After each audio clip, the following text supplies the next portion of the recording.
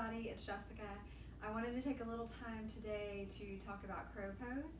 It's an arm balance that usually is one of the first arm balances that we'll see when we practice and yoga asana practice, and it's one that I often get questions about, so I thought I'd share some of my little tips along the way and see if they help you out. So before we begin this, or before you begin this video in particular, I'd suggest doing some wrist warm-ups and also maybe just some sort of warm-up for the body, whether it's in a yoga movement practice or just warming up the body in some way. So when we think about crow pose, kind of think about, putting something on a tipping point, and from front to back, we need to find that balance. And what we're going to use to help maintain that balance is going to be our fingertips. Now, our hands are not something that we naturally balance on, and they're not something that we often learn to balance on. We've spent a whole lifetime learning to balance on our feet. So we're going to look at that for a second just to see how that's going to play out when we take our balance onto our palms. So if we stand up and we feel into the balance of our feet, we're going to think about shifting forward into our feet. And as we shift forward, I want us to think about and feel what naturally happens in the body. I'm not really sure if when we were little, if we had any sort of awareness about actually learning that, like, our toe tips are what help us maintain balance on the front side of our feet, but it's obviously something that our body does and learns to do subconsciously or unconsciously as we're moving through life. So as we stand up and we start to rock a little bit forwards and backwards into our feet, I want you to notice and feel what starts to happen as we shift forward. And as you shift forward, you're probably going to feel your toe mounds pressing deeper down or more connected down into the mat. And if they're anything like my toes, they actually start to grip. So the middle knuckles of my toes start to lift up as the pads of my toe tips press down. And as we work into crow pose, that same awareness is going to help translate to the balance on our hands. Our fingertips are going to be our balancing points. Now, feel free to do crow pose with your palms flat on the mat, but a lot of acrobats, they'll have a grip where their middle knuckles actually pop up off the mat. I've worked with some acrobatic trainers where they actually don't have their palms connected, but today we'll play with the pads underneath the fingertips being connected, the heel of the palm and the fingertips, and you decide if you want the whole fingers or if you want the middle knuckles to be popped up off the mat. So some other things that we need to think about are we need to find a stack with crow pose. We're going to be balancing on our palms with our knees up above our elbows, somewhere on the back of our arms. Now, if we have a flat table, if we think about how a table works, we want it to be flat, right, to help balance on. If we had, a most precious piece of china, or we had our wine glass or something, we don't want a sloping table to try to maintain that balance. It's going to be the same thing with our crow pose. If we don't take that angle deep enough on the back of our arms, then we're just going to slide off the back of our arms, and that's one of the things I see most often. So, if I have my triceps parallel to the floor, I'm going to be able to balance something a lot easier versus if I have that angle up and it's just going to roll right off. Same thing is going to happen with our knees coming off the back of our arms. So one thing we need to think about is moving far enough forward that we have more of a parallel angle of our triceps to the floor. Another thing we want to think about with our crow pose is the placement of our elbows above our wrists. So another problem that I'll see with crow pose, why it's harder for people to hold, is we start to lose the engagement of hugging the elbows in towards the body. And what happens is the elbows start to splay out. And again, We think about bases that are going to be more stable. A triangular base is going to give us a much more stable support than just a straight line side to side that we would have to kind of tiptoe on. So we want to think about using those muscles that wrap around the back of the body, around the ribs, to hug our elbows in towards the midline of the body. They don't have to be scraping alongside our ribs like we hear sometimes in a chaturanga, but we do want to think about that engagement hugging in. Let's see, what else? Fear. So the next big thing that holds a lot of people back is the fear of falling forward.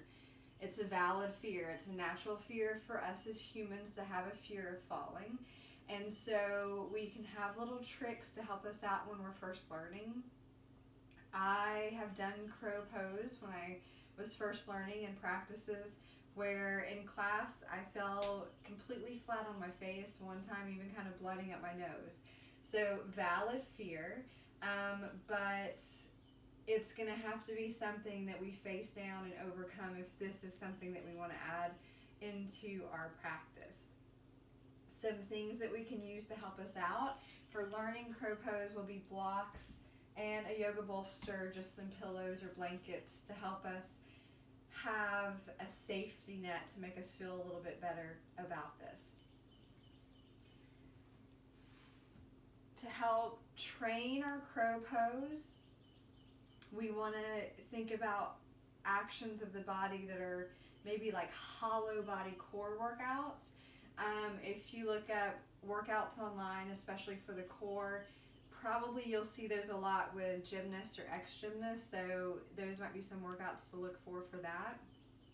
We also want to think about, again, wrist warm-up, so looking at those type of exercises for the body. And things like push-ups are really going to help us out here. For most of our arm balances in the yoga practice, it's not always so much lifting up, although we do want our booty to fly like a crow flies in crow pose, but also the idea of shifting far enough forward so whatever is hanging out back becomes light enough to lift up. Because if we have too much weight on either side, obviously we're not going to get flight. So things that we can look at are postures like our chaturanga. So if I'm stepping back into my plank pose and I'm not shifting far enough forward in my chaturanga and I'm coming down into the lower part of my push-up, probably my elbows are going to be angled down towards the floor. And again, that's going to put me at that angle where my knees are probably just going to fall off the back of my arms. So when we are training things like our chaturanga, we want to think about moving far enough forward so it feels like we're getting lighter in the toes or the balls of our feet or the tops of our feet, however we have our feet placed back on the back of the mat for our lower half of our push-up. So you can play with things like taking our high plank, moving forward, taking the lower part of our push-up and seeing what happens as we shift forwards and backwards with the weight distribution into our feet and finding that point that feels a little bit lighter underneath our feet for us. When we get that point, that's going to help clue us in probably to where we need to start to work into the upper half of our body, into our palms and into our fingertips for our crow pose. Some other little tricks that can help us shift far enough forward, because for most of us we're going to need the elbows more or less stacked over the wrist, are using our props to kind of check that out. So we're going to take our blocks or our books or anything honestly that can sit back behind our forearms so that when we take our push-up we can see if we're pushing back against them. You could even have something more narrow so you could really test if it falls over, if we're shifting far enough forwards or not. So we'll put our blocks or whatever props we're using, we're going to put them our plank distance apart. For most of us, probably shoulder distance, but you know, we might need to go a little bit more narrow or a little bit wider depending on what feels comfortable. We'll place our palms down in front of the blocks. Now already this requires a good amount of wrist extension, meaning taking this 90-degree angle of my forearms above the wrist. That may be hard for a lot of us, especially if you're someone that works at a computer all day typing.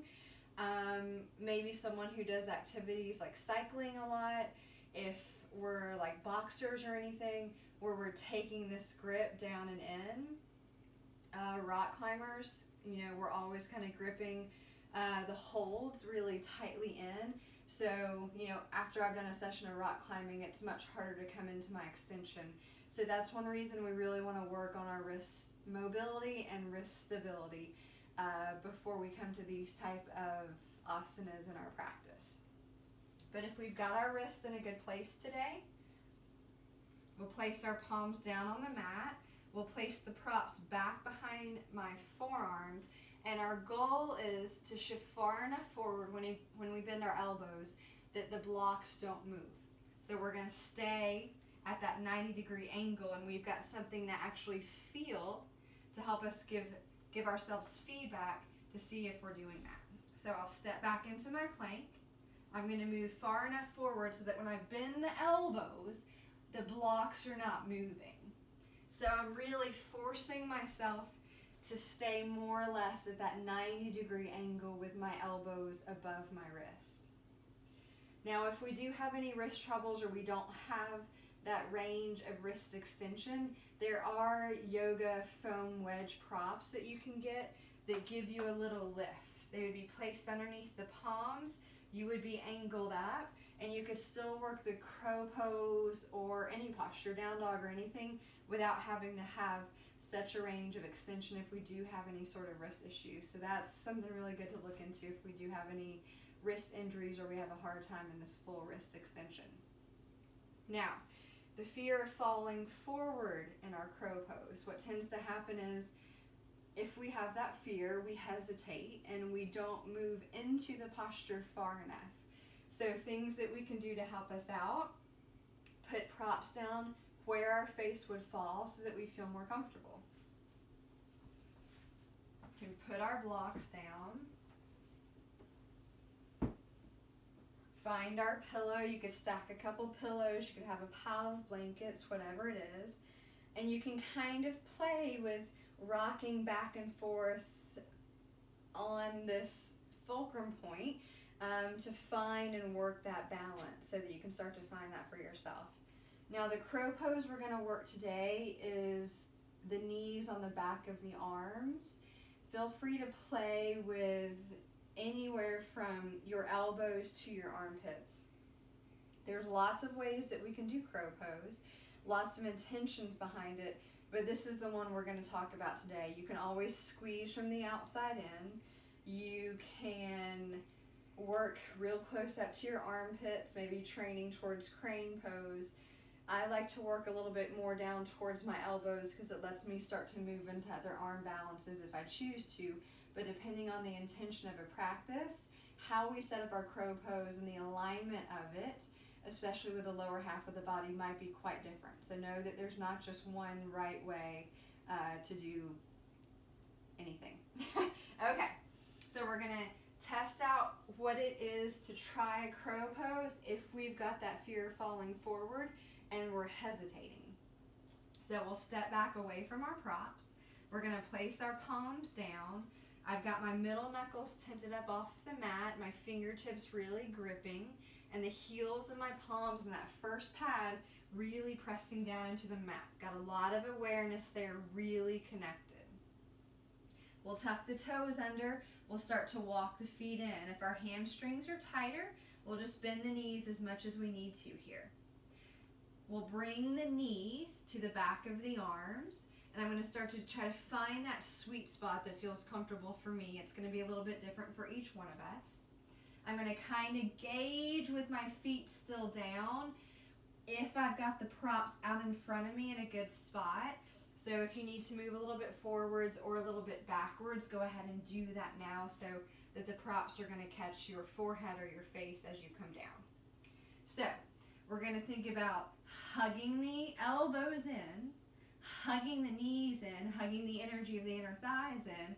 We'll come up higher onto the tiptoes with the feet still down. Just start to come backwards and forwards a little bit. Start to find that point where your fingertips really grip and catch you. Start to find that point where your toes feel a little bit lighter. Think about shortening the distance from your pubic bone to your lower ribs. So we're really finding that kind of hollowed out shape. It's a contraction of the core to pull ourselves into a flexion of the spine. We're coming into a rounded forward fold. Almost think about like a really tight child's pose, like feeling that we're balancing on our palms. Now, if we went real high with these props, we felt okay with that, we might start to go a little bit lower. So I'm going to use or move the blocks out of the way, place my pillow back down, and see what it feels like to have a slightly shorter prop out in front of me. Palms down, really find that connection to the mat, find those points that are going to help us balance. You can even shift forwards and backwards here for a second, just like we did on our feet, to feel and make sure we've got that awareness of our fingertips catching to help us catch that balance when we need it. Gonna walk the feet in, place the knees on the back of the arms, and then if my knees and my elbows are working out, I'm gonna think about having a block in between my thighs, in between my forearms, and squeeze back in.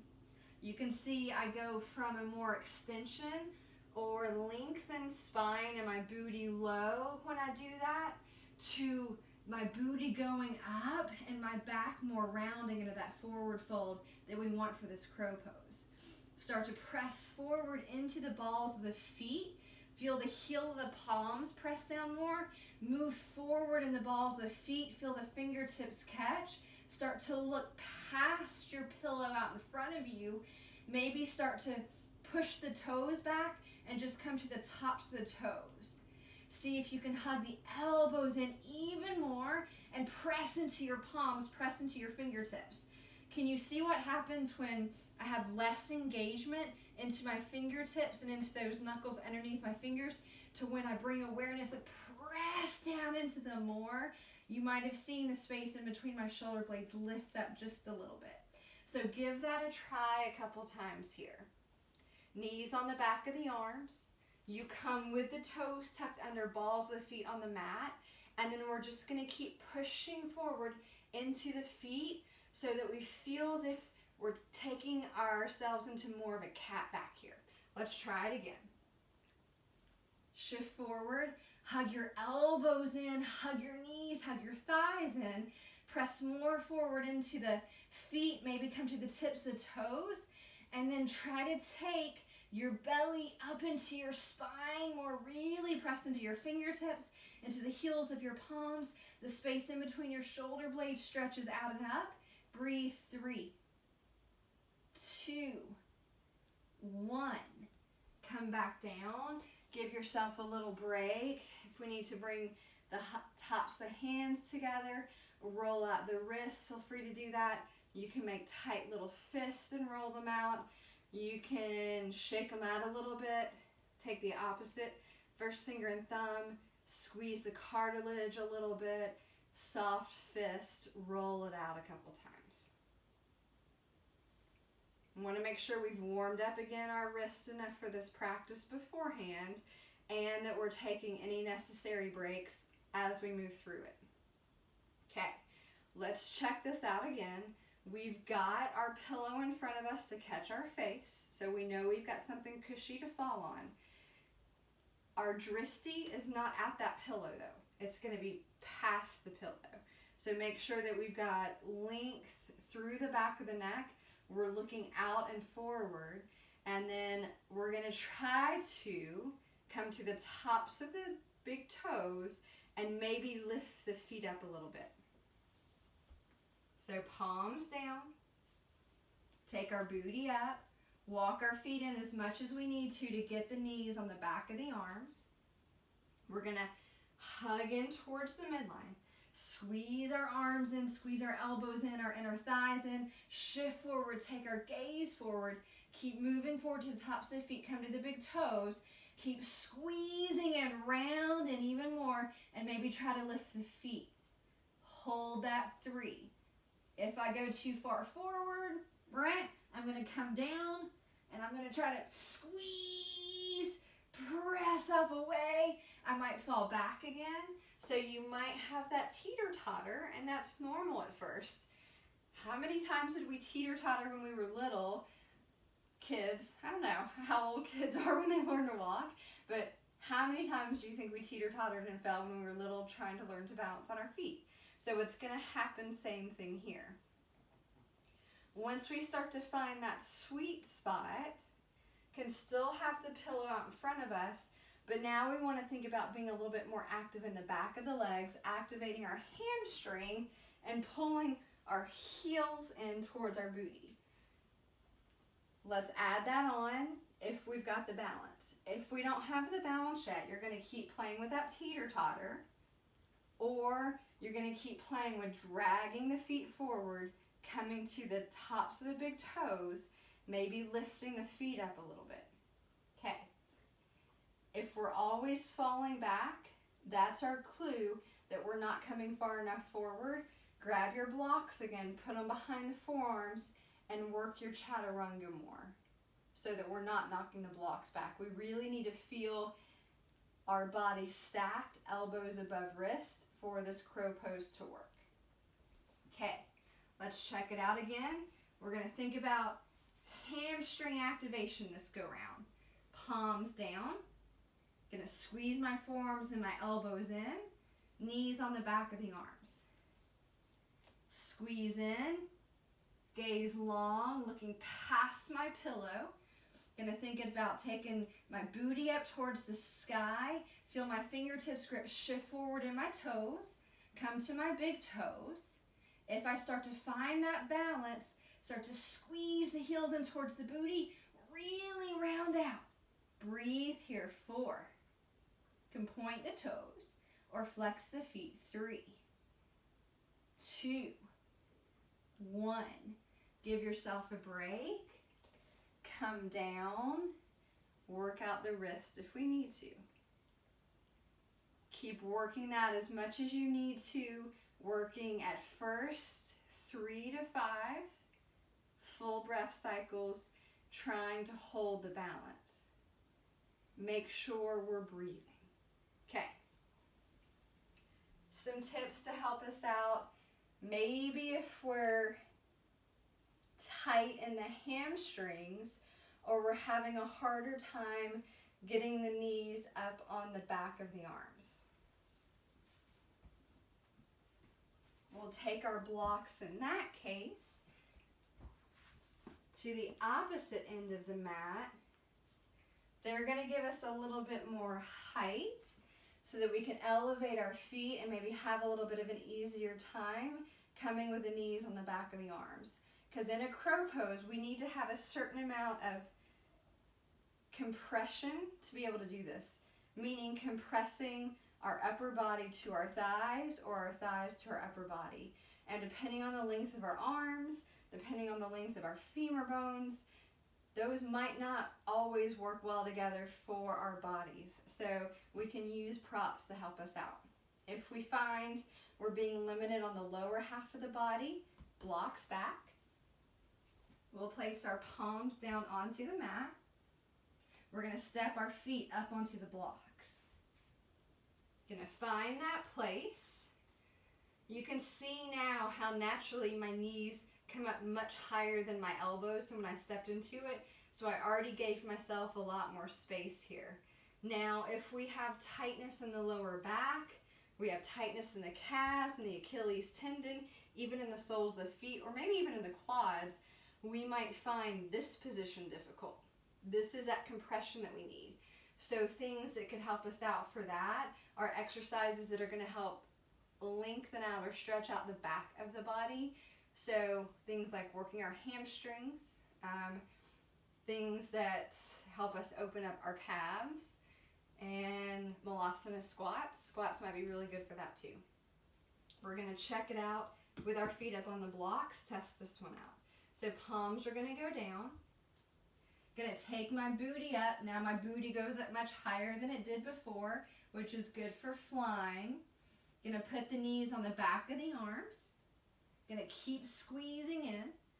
Take gaze past the pillow. Shift forward into the toes. Squeeze elbows, thighs in. Hold 4, 3, 2, 1. Come back down. Give yourself a little break. Maybe move through the wrist here.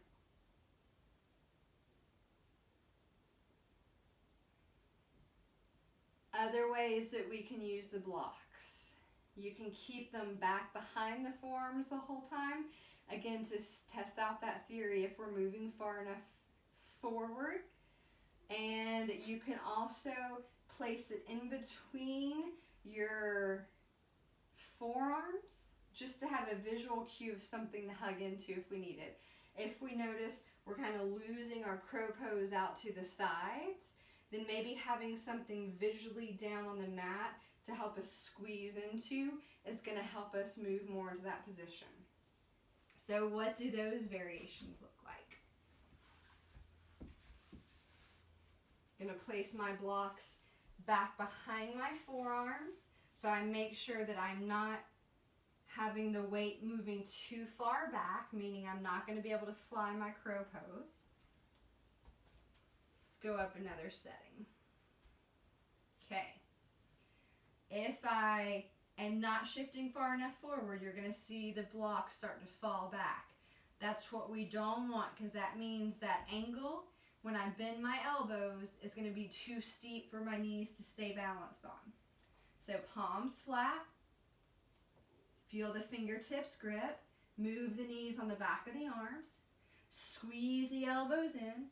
Keep the forearms either touching the blocks or moving away from the blocks forward. Start to shift forward in the balls of your feet. Try to come to the tops of the toes, and then maybe try to hug your heels in. Press through your arms. Breathe. 4, 3, 2, 1. Come down. Give yourself a break. Work through the wrist. So another way we can use these blocks during our actual crow pose, if we tip them over, or if we even run into them and feel them moving, we know that we're staying too far back. This part of our body's going to be too heavy to fly. So we know we need to keep training forward, either in our crow pose or in our chaturanga, to figure out how to find that balancing point, elbows above the wrist.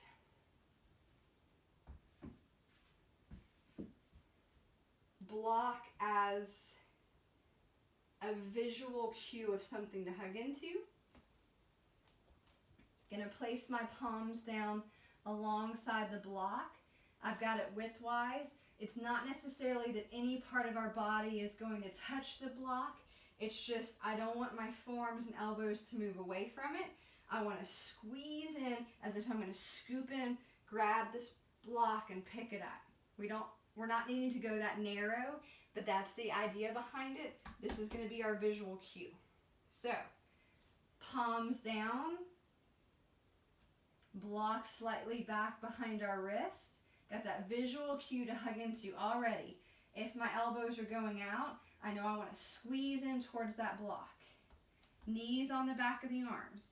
Again, before we take flight, we're going to see, am I opening up away from that block? If I am, squeeze in towards it. Now our drishti is going to go back forward, lengthen out through the back of the neck. Push through your feet. Propel yourself through the balls of your feet, shift forward. When you feel your fingertips start to grip, squeeze in towards that block again. Maybe even take a gaze back towards it. Squeeze in, then look back forward, squeeze in again, keep shifting forward till you find your fingertips really grip. Come to the tops of your feet, then work your hamstrings. 5, 4, 3, 2, coming back down, giving our wrist a little shake, whatever little wrist movement, wrist exercises you need for after that. So those are just a few of my tips using props that might help us if we've had trouble finding that point to balance on with our crow pose. If we're hesitating, if we keep slipping, we know that we are not moving that point far enough forward. Using props to visualize or feel that, or recording yourself or taking a picture of yourself during your crow pose will help give you that visual cue. Feel free to use something out in front of your face, not to look down at, but to look past, but also to catch us if we go too far as we learn the balance for ourselves. So it's a little bit like hot potato. We're going to maybe have to go back and forth when we're first learning it to find that kind of perfect balancing point for us on a given day in the middle. So use the props as you need to. Hopefully use some of those tips. Shoot me comments or emails or whatever if you have any questions or feedback, and good luck taking flight, y'all.